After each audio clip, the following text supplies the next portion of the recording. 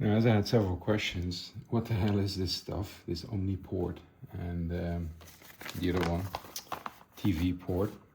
Just a quick explanation.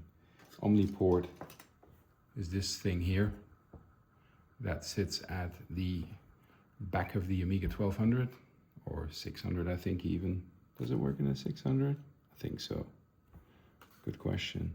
No, it's 1200 only. So Amiga 1200 sits at the back, gives you by default 2 USB ports, micro SD, HDMI. Doesn't mean that the Amiga will instantly have HDMI. There is no such magic, but these are extenders. So here are the headers for the respective connection. What it does have, 2 of these, covers, depending on what color case you have, but Alinea also offers you a download so you can print your own color. So in fact, Thingiverse also has them.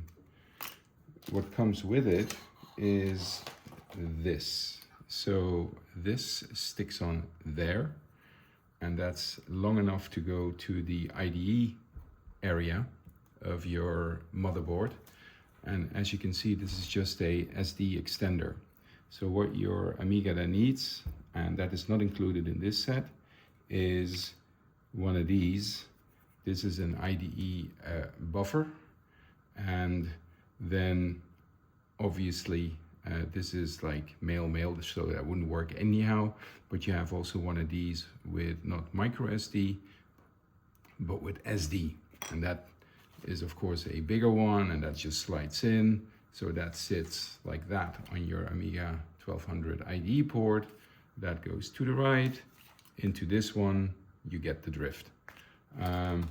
These you buy at Alinea also for like a couple of bucks, same as this one. So yeah, the most expensive part is this. On top of this, there is also this little thing. You mount that on top of this. You see here the holes. You see the same here, hole and the wider gap. And you can then mount on top of that, which is also included, as said, another SD solution. So if you have a double connector, you could actually have 2 of those. So that's pretty cool. So that's the OmniPort EX explained. Then there is the TV port. Now, this is all in German, but I heard from Simon they also have that in English, so no big deal. That is actually quite simpler. Again, the same extender, just sticks into your, into the SD card extender where the IDE port is, and this cable, which is actually too long, if I'm not honest. Because it could be way shorter, but I think it's just a universal size that they use.